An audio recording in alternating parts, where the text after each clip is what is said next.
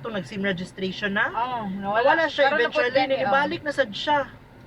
Basta magkuan. Kaya pero ang sa una man good, ang gatek sa una mga mobile number lang. Karon registered na like Eperash, Cashkano.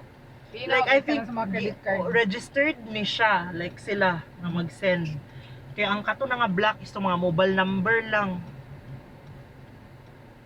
Naman siguro gipuntay. Hala! Uy!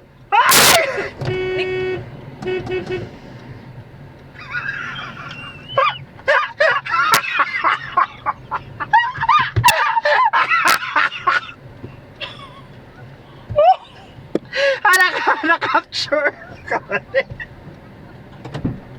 Uy, naisakin na.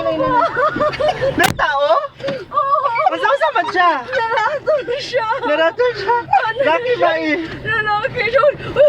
Sige, kunin mo akong laptop.